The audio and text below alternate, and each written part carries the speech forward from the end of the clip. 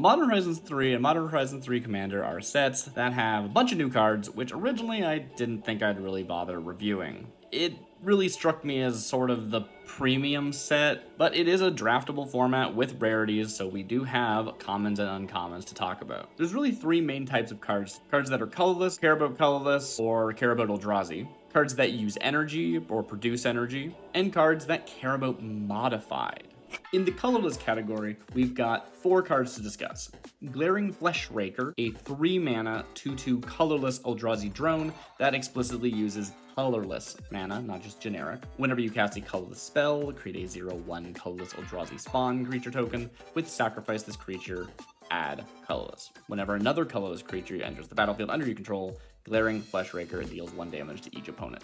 This card is kind of nuts. It does limit you to colorless mana if you're playing it as your commander, but all you want to be casting are colorless spells. If you're casting a colorless spell that is a creature, it will both be seen by the Glaring Fleshraker to ping all your opponents by 1, and also make an Eldrazi spawn, which the Glaring Fleshraker will see to ping all of your opponents by 1. You can sort of imagine how quickly this could gattle people down, especially at Pauper Commander lives of 30 instead of 40. Now this, along with basically all the other colorless cards we're going to be talking about, despite being Eldrazi and talking about Eldrazi, they only care about colorless. So this is really a good commander for artifact creature decks. Artifacts and artifact creatures themselves counting as colorless spells, but then you also have specifically Searchlight Companion, Mirror Siren, Golem Foundry, creating colorless creature tokens, which of course count as another creature entering the battlefield. Next we have Emrakul's Messenger, a 2-mana blue, but also devoid, Eldrazi Fairy Rogue. It's a 2/1 with flying, and whenever you draw your second card each turn, create a 0/1 colorless Eldrazi spawn creature token with sacrifice this creature, add colorless. So this one I did categorize as being colorless Eldrazi matters,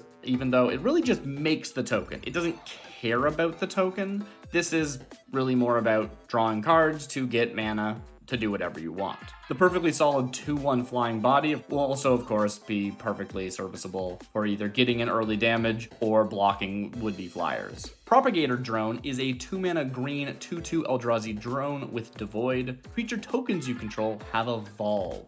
Now this one I think is really weird. Again, it is less about being colorless matters or Eldrazi matters, but instead being tokens matter. Evolve is such a weird keyword. It's that they get bigger when something bigger shows up, which oftentimes is kind of a hard thing to work with because you want to make sure your deck is coming down in the right order. But since tokens are the thing that are going to be having evolve, you can probably pretty easily play your big things, and yeah, your tokens are always going to be a bit smaller than that. In this case though, however, you can always spend 4 mana, one of which green, to create a 0/1 colorless Eldrazi spawn with the normal Eldrazi spawn ability. Not only is this going to help you ramp into your bigger things that will guarantee an evolve, but also be a creature itself if you'd prefer to not sacrifice the Eldrazi spawn. Next we have Titan's Vanguard. This one's actually 2-color, even though it is still devoid as usual. A 5-mana red and green 5/5. When you cast this spell, and whenever Titan's Vanguard attacks, put a +1/+1 counter on each colorless creature you control. Once again, we're seeing colorless actually mattering,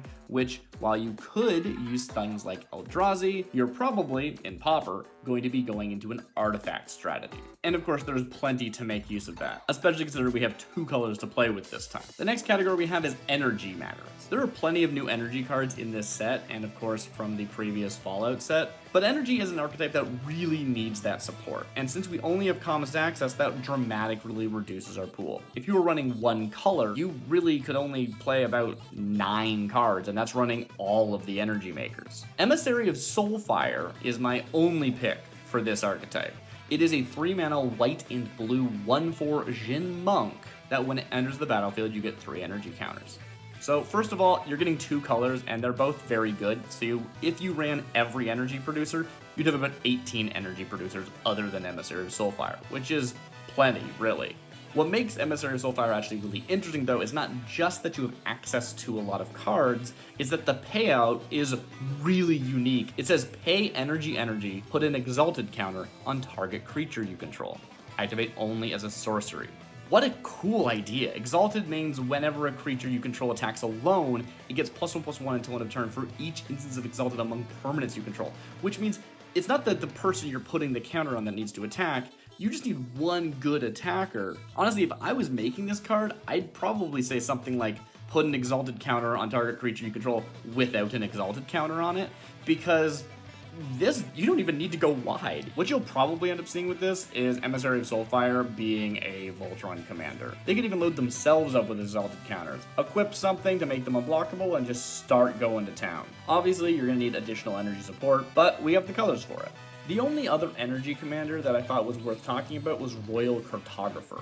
I'm not considering it part of my actual list, and that's because it kind of fills the same role as another card that just already exists. So Royal Cartographer is a 2-mana blue 1/3 Merfolk Rogue with landfall. Whenever a land enters the battlefield energy control, you get an energy counter. You can then tap it and pay 6 energy to draw 3 cards. Actually having a consistent recurring source of energy is really cool. It's not something you see a ton, but you're only in blue, and they don't really do much with it themselves. I mean, drawing cards is great, but 6 is a lot of energy. The reason they're not that interesting is because Imperial Voyager is a 3-mana green and blue 2/3 Vidalcan Scout with flying and trample, and whenever they deal combat damage to a player, you get that many energy counters. I don't know, maybe you'll find that the landfall payoff is a more consistent thing that is more fun for building around for you, and it'll be worth actually running the Royal Cartographer. But I think most of the time you'd rather have the extra color and the consistent recurrence of when you deal damage getting energy counters. Next we have Modified Matters. Modified, to remind you, is that a creature counts as modified if it has an equipment, an aura that you control, or a counter on it. Guardian of the Forgotten reads, 4 mana 4/4 with Vigilance, Elephant Warrior, that's always fun. Whenever a modified creature you control dies, manifest the top card of your library. So as long as you have things that can enter and don't mind dying, maybe some more artifacts, but this time with modular. So they enter with counters, and then when they die, they move their counters onto a different artifact creature. And then when they die, since they count as modified, you'll get to manifest the top card of your library. That is, put that card onto the battlefield. It counts as a 2/2 creature. What's cool about this is that you can then modify that, and then when it dies, you manifest another.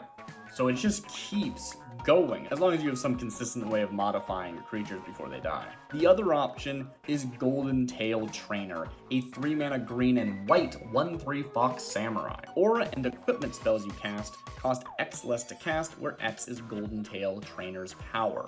Whenever Golden Tail Trainer attacks, other modified creatures you control get +X/+X until end of turn. So this is just really cool. First of all, it's discounting your modifications, because auras and equipment are modifications, and then they're going to transfer those buffs onto your other units. Now, it's not just a pure Voltron, because A, you want to be going wide, and also you want to make sure that you are still modifying the rest of your board, not just the Golden Tail Trainer. But it looks like a super fun build around. Just an actual, ooh, that makes me want to build that kind of a commander. I also have a couple miscellaneous cards I want to talk about. Metastatic Evangel is a 2-mana white 3/1 Phyrexian Human Cleric. Whenever another non-token creature enters the battlefield under your control, proliferate. Proliferating is great. I'm not sure how strong this could actually probably get, because it is non-token creatures, but if you're proliferating every single turn, that's still pretty huge. What I like about this is that what you're probably going to be proliferating are +1 counters on creatures, which means you cast a creature spell, all your creatures get bigger, and you have an extra creature. So if you compare this with Flux Channeler, which is a blue proliferate commander, it's actually the first commander deck I ever built, that deck can proliferate like crazy, but it needs a good mix of bodies to hold the counters and non-creature spells. This, you can just cast creature after creature after creature to continuously grow your board. And do not forget about modular artifacts. Entering with counters and getting to redistribute those counters when they die is so incredibly strong. Horrid Shadow Spinner is another 2-color commander. It is a 3-mana blue and black 2/3 horror with lifelink. Whenever Horrid's Shadow Spinner attacks, you may draw cards equal to its power. If you do, discard that many cards. What I'm seeing is that this is an activator for mill decks. Instead of actually milling yourself, you just attack, draw 2, discard 2. Oftentimes when we're trying to make mill decks, we look at mill first, but draw then discard is superior because you get to choose what you're discarding. You draw 2 cards, say those 2 cards are better to have in my hand, and this 10/10 I drew earlier I can get rid of. It's mill with card selection. The fact that you can grow this and then have it continue to even more is just so cool. And then of course it's also card selection. Looting is strong, even if you didn't care about the mill aspect. I'm not sure how exciting this is as a commander, because it's not this like super specific build around, but I could see this being somebody's favorite commander, and they have like 4 different decks that use it and they all play differently. Sticking with black, we have Marionette Apprentice, which of course is a reference to Marionette Master. Marionette Master is a 6-mana rare that fabricates 3, that's either entering with counters or creating the same number of servos. What they're well known for though is that whenever an artifact you control is put into a graveyard from the battlefield, target opponent loses life equal to Marionette Master's power. That of course can get completely out of control if you just keep making them bigger and bigger and bigger. Marionette Apprentice, on the other hand, is only 2 mana. It's a 1/2 human artificer and only has Fabricate 1. They then have, whenever another creature or artifact you control is put into a graveyard from the battlefield, each opponent loses 1 life. So obviously the limit on this is much, much lower. It's always going to only be 1, but it's hitting every opponent. That's kind of huge. Disciple of the Vault is a very well-known card. That's only a 1-mana 1/1 black human cleric that says whenever an artifact is put into a graveyard from the battlefield, you may have target opponent lose 1 life. So this is only targeted damage, and it's still worth talking about. Marionette Apprentice absolutely decimates Disciple of the Vault in a multiplayer game. And despite being printed out uncommon in Double Masters, you could even run Disciple of the Vault in your Marionette Apprentice deck because it's also been printed at common. As an aside, Disciple of the Vault is banned in Pauper, but not in Pauper Commander. Lastly in this category, I want to talk about Etched Slith. This is a 2-mana 1/1 black Phyrexian Slith with Menace. Whenever Etched Slith deals combat damage to a player, put a +1/+1 counter on it.